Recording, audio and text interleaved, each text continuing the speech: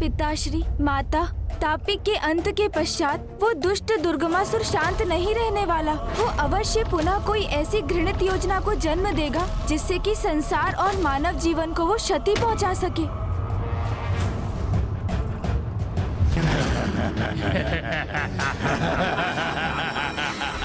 क्या स्वच्छ और शुद्ध ग्राम है ये? क्यों ना यहीं से आरंभ करें, इसे ही अशुद्ध बनाएं।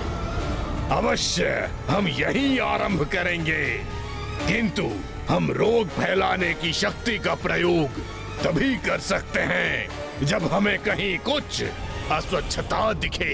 उचित कहा तुमने तरल, यहाँ तो सब स्वच्छ है, मैले का लेश मात्र भी नहीं है। बस मैले के कण भर की आवश्यकता है हमें, उसके बाद हमारे प्रकोप से कोई भी अछूता नहीं बच सकता।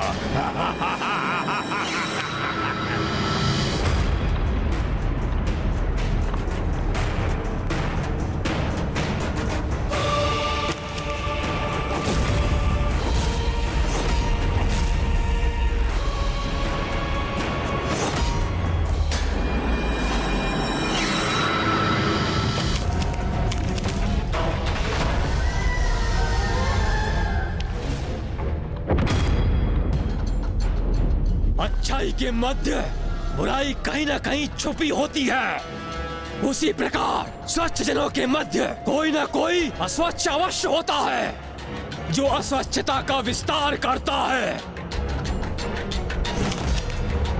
और अन्य सभी के लिए संकट उत्पन्न करता है।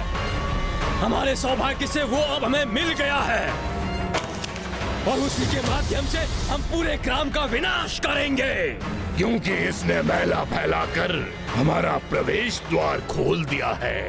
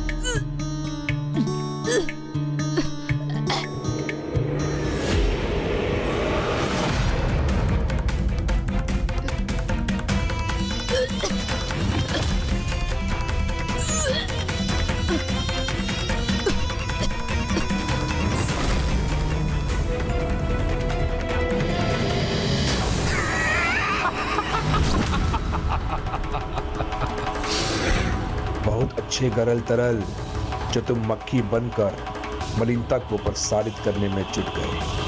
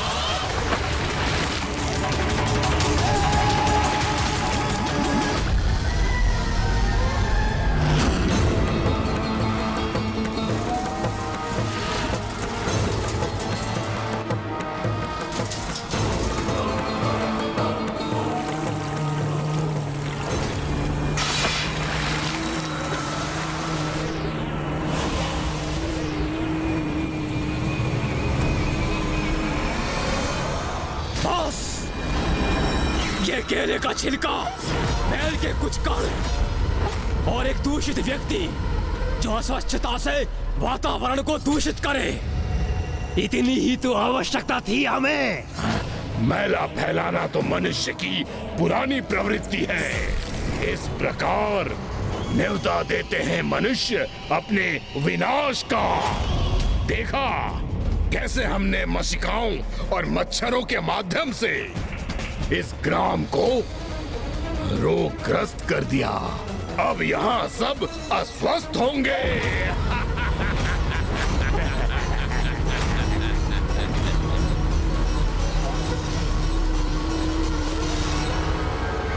और ये जितने रोगग्रस्त होंगे उतने ही रोग फैलते जाएंगे और तब ये स्वच्छता और स्वास्थ्य के प्रति असावधान होते जाएंगे। अब ये मैला और गंदगी और रोग दूर दूर तक फैल रहे हैं। जैसे जैसे इन रोगी ग्रामवासियों का मल जैसे जैसे पृथ्वी के अंदर जाएगा, पेड़ पौधे और वनस्पतियों को विषैला कर देगा।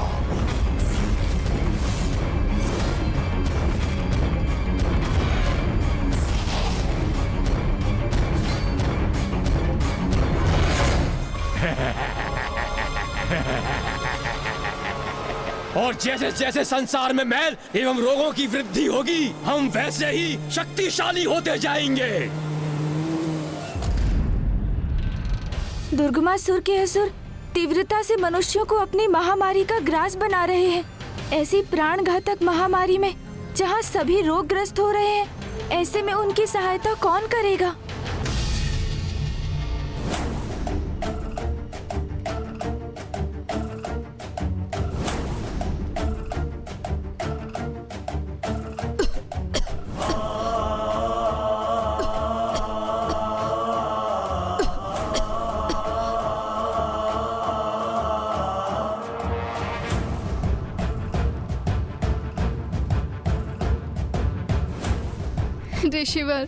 ऋषिवर कुछ कीजिए, किसी भी प्रकार की सहायता कीजिए, मेरे पुत्र को स्वस्थ कर दीजिए। ऋषिवर सहायता कीजिए।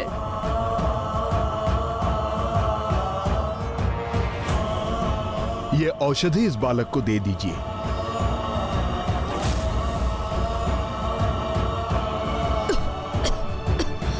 संजय, तू स्वस्थ हो जाएगा पुत्र।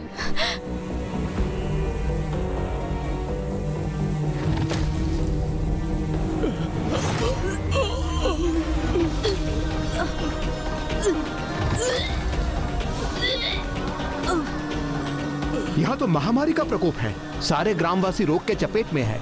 हाँ, हम यज्ञ करने में असमर्थ हैं क्योंकि यहाँ का जल दूषित है, फसलें नष्ट हो रही हैं। यदि इसी प्रकार महामारी का विस्तार होता रहा तो शीघ्र ही हम नष्ट हो जाएंगे। अब तो हमारे पास माता के प्रति भक्ति और निष्ठा से की जाने वाली प्रार्थना ही शेष है।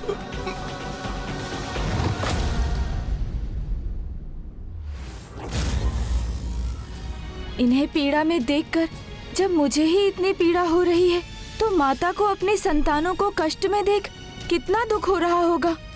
किंतु माता कुछ कर क्यों नहीं रही? तो क्या माँ इनकी पीड़ा से अनभिज्ञ है? कितनी भी प्रार्थना कर लो तुम, किंतु हमारे रोगों से तुम्हारी रक्षा कोई नहीं कर सकता।